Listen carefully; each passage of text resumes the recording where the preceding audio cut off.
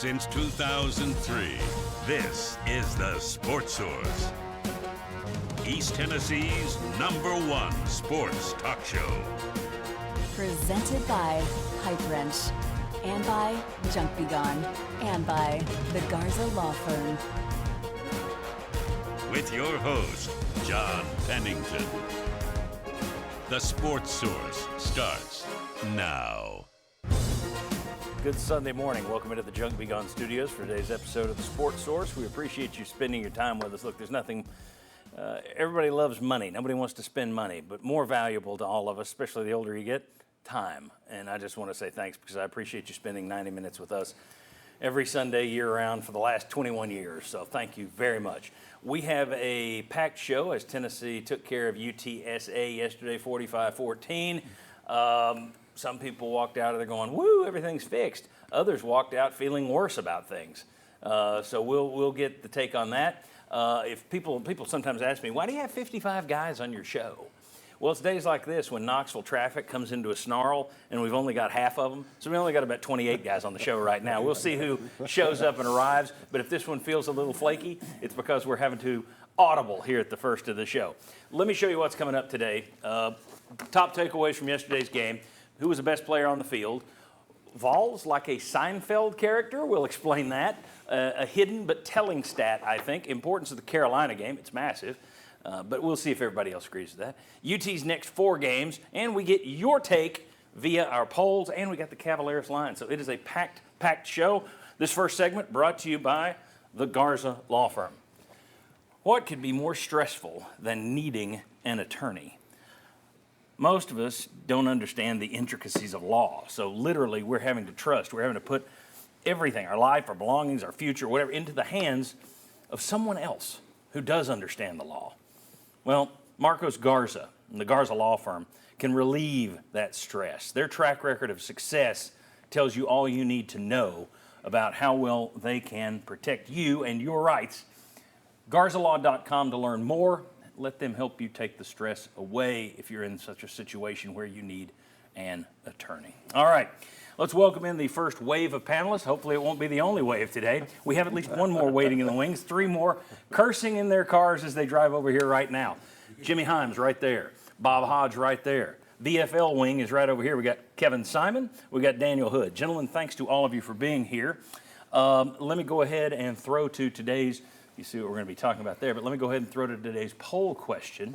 Let you get involved in that right off the top. How many of the next 4 games will Tennessee win? Pretty simple question. They have South Carolina next, then Texas A&M. Then they go on the road to Alabama and at Kentucky. We're going to know a lot about this team after the next 4 weeks. How many of the next 4 games will Tennessee win? The majority, you got people already voting. Just click the QR code with your smartphone or go to sportsource.tv/polls to vote. But the majority say they're going to go 2-2 right now. See if you can change that up. People, see how that works. All right, let's get into the first segment of the show.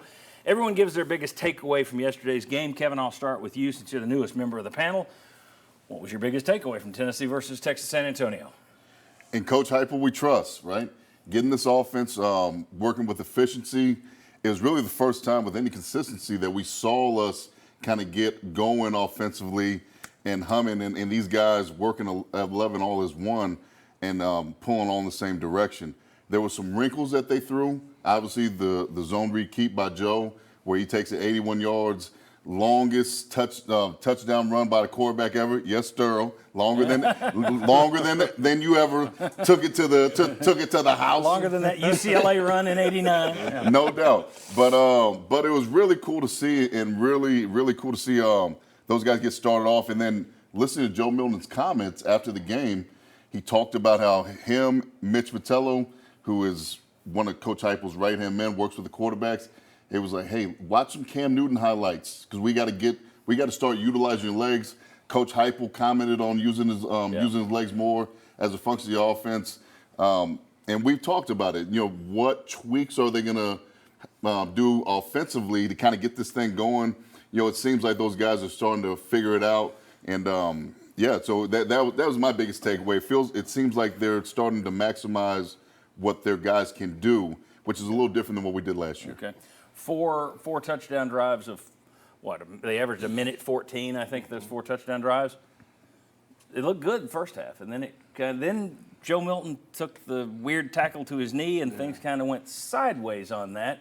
Bob, your takeaway isn't the consistency; it's the second half. What I want to see from Tennessee is more of what they did in the first half consistently over more than just a drive or two. And I think Kevin's right. When it clicked well yesterday. But there were enough possessions where it didn't click that I still think that you're working on everybody, maybe not necessarily being on the same page, but Coach Heupel said after the game, some of the long shots that almost connected, you're talking a matter of inches away. Yep. Okay, some of that's on the receiver too. Not all that's on Joe Milton. So, yeah, you saw what they can do when it's all working right, but I just want to see more of that and not have that 10-minute stretch where you don't really move the ball very well and you keep giving it back. Top takeaway, Jimmy. First down production. It was incredible. I've charted every Tennessee game since 1985. 31 first downs, 395 yards. I've never seen that before. 12.7 yards per play. That included about 5 incomplete passes on first down. Now, Joe Milton's 81-yard run helped with those. There were 5 plays of over 40 yards on first down. And if they can just do that against Georgia. But anyway, for me to watch that first down production, it was remarkable to see. 395 yards out of your little over 500. That's a lot, first downs. And this was a week when Josh Heupel talked about one of the things. We talked last week, in addition to what fixes he's going to come up with, we also talked about the fact that your offense just isn't playing at the same tempo. They're slowing it down. Mm-hmm. And he pointed out one of the reasons it slows down is when we're behind the chains, it's not as fast. When we're ahead of the chains, well, when you're doing that on first down, you're ahead of the chains. That helps your tempo. Daniel, top takeaway from yesterday's game. My top takeaway was what Bob had there with the consistency. So I'll go with my backup, which was when Tennessee runs the football, they're a really good football team. And, you know, they had over 300 yards rushing in the game. And man, when they can do that, they get 6 involved, they get 0 involved, they get all those guys going. That can be a really dangerous team. And on the flip side of that, when that running game isn't going, it's kind of like you don't know who you're going to see. Which team are you going to get? Talk about Joe Milton. You mentioned the long run, and I had you set up. I'm going to praise you for the Cam Newton thing a little bit later. But he had the long run, but from a passing sense, really good early, but so much of it was the horizontal stuff still. He was very close on a couple of those deep balls. Is that the receiver not running the route in the exact timing? Is that him just being a touch over?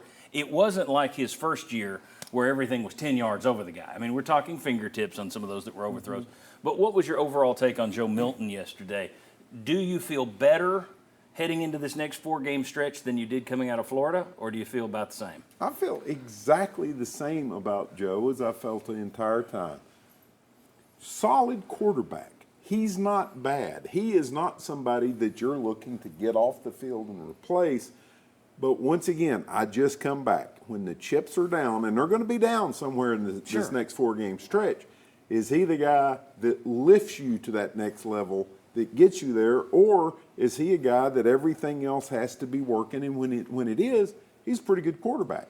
That's not a big knock, but once again, I think he started here, and he's still right where he is, little bit better, but still not consistent. I feel better, in part because he ran the football like Cam Newton. No, because he did run the ball.